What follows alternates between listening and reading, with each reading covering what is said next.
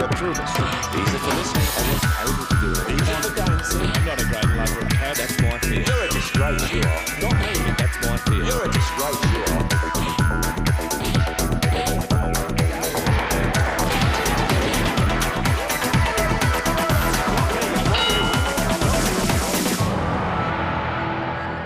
Hello and welcome in another episode of Have Your Say, Shadowboxing. Today my guest in WTV studios, Dr. Michael McKibbin. Welcome, Michael. Thank you. Michael is a chiropractor, probably, of 50 years of experience. 50 years. Yep. But make it sure, you are not a medical doctor, Michael, are you? No, absolutely not. You're a doctor of chiropractic. True. Michael, tell us something what is chiropractic mean. Okay, in simple terms, Yes? the bone gets out of place and loses movement, irritates the nerve and changes the way the master control and coordinating system works. So wherever the spinal nerves go may be altered by the way that functions. Some things are much more common than others and some are very rare. So that's affecting all our life, all aspects of our life, if something is out of the right, many out different of the ways, jones. yeah. So, Michael, you are born in WA or? No, I was raised in Ballarat in Victoria and we enjoyed ample supply of rain there and I really enjoy Perth. Just bloody marvellous. It's a great place to be. And Michael, how do you get into chiropractic? Car accident, extreme fatigue, on the point of fainting all the time. And I went to the doctor, waste of time, but a good bloke. He was a member of our church and a fellow who I thought was a pretty good fella. And, but all he did was try to treat the symptoms and couldn't figure out what the cause was. And somebody said, why don't you go and see a chiropractor? And I did, and the remarkable result I had was the symptoms cleared up. And where have you seen that chiropractor? Over in Ballarat. In Ballarat? Yeah. Okay. Yeah. And then you decided that's something which may interest you Yeah. to get your hands on patient and treat them? What it was he said that he worked with the power that made the body and heals the body. He was the servant, not the master. Yeah. And Yes. the idea of being able to spend a lifetime doing that with the type of results that I had was really interesting. I interviewed a lot of his patients and found out whether they were doing any good or not. And then I went back and told the GP, he was a member of our church, that we'd had very satisfactory outcomes. He blew me up, was really aggravated about it, and said chiropractic was baloney, that Yes. they believed in a universal intelligence, an innate intelligence, and that the power that made the body heals the body. Well, I thought to myself, I've never met a medical doctor who can cure a corpse.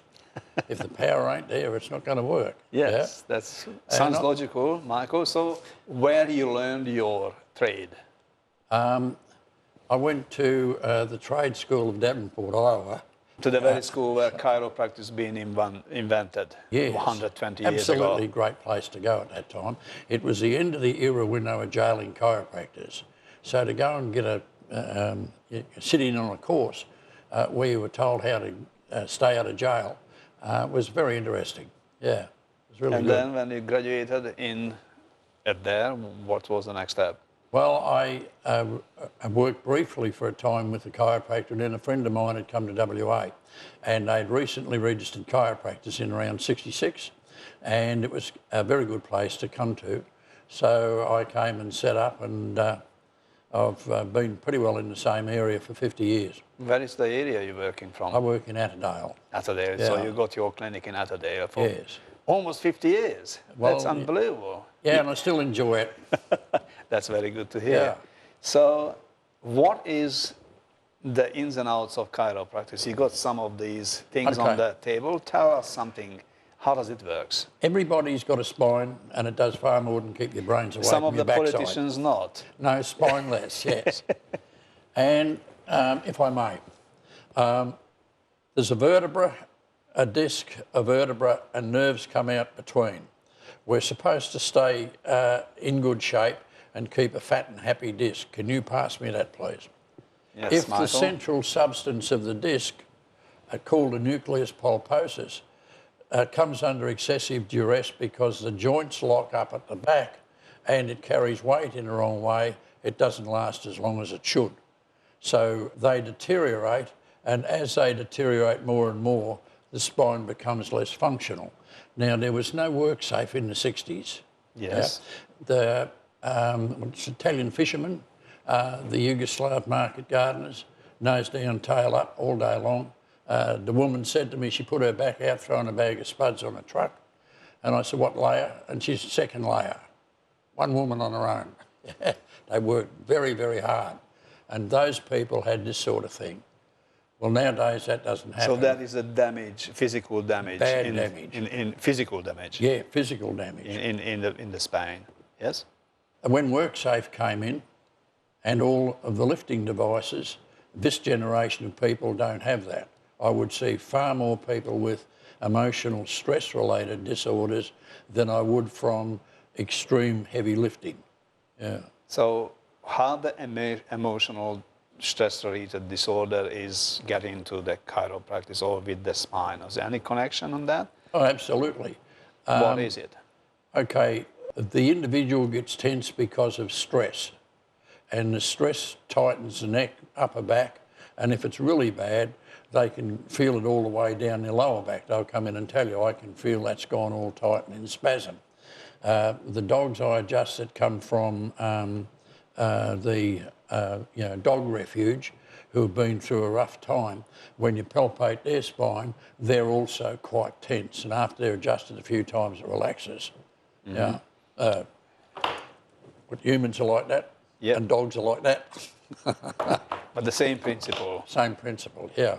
So if someone is go to your clinic and say, I got all this pain in the back and around my shoulder, so that means it's stress, as you said, right. What can you do? Okay, I can locate and adjust the where the joints are locked up, and the person can feel relief from that. But say the mother's got two kids, one's a drug dealer, the other one's on meth, and there's heaps and heaps of problems, yeah? I can't solve that. Yeah. So I can So the stress will stay, but the pain may relax a little bit. Yeah, I can treat the symptoms, not the cause. Not the cause. Yeah. So how can we have stress-free life in the 21st century? How can we live stress-free life? Well, you get very few people who have total stress.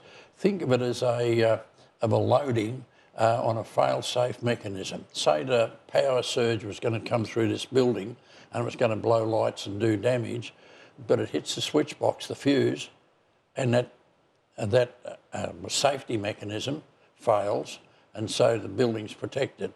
Well, the subluxation does the same. The bone gets out of place, loses movement, irritates the nerve, and when it's released, then the symptom diminishes or goes. You got a few books in here. My favorite is Deadly Medicines and Organized Crime.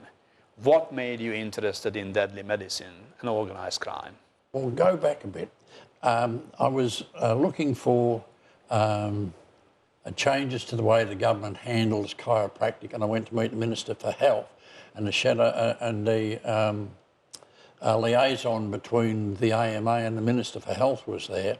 And when I suggested that we should be able to work within public health, he said, you can't do that because of a question of risk. And I'd never thought much about risk. Now, we're talking me being in practice for 40 years or something, and I hadn't thought much about it.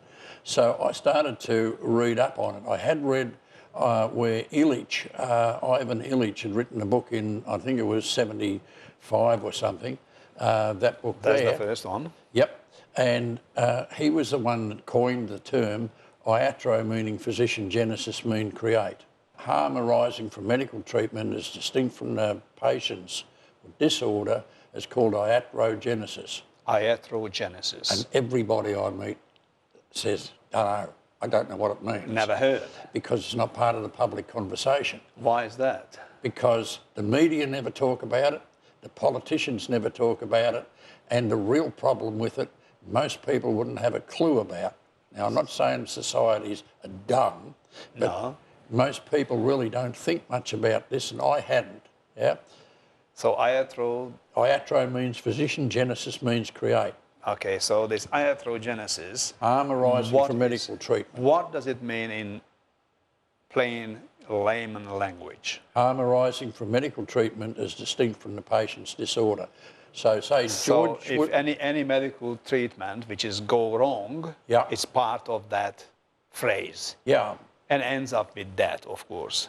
Is yes. it? Yes. So And these there's are a the whole- victims of bad practice and bad medicine. Yeah, Yes. yes. Okay. So that's what we will discuss shortly. But go in to the statistics of Australia.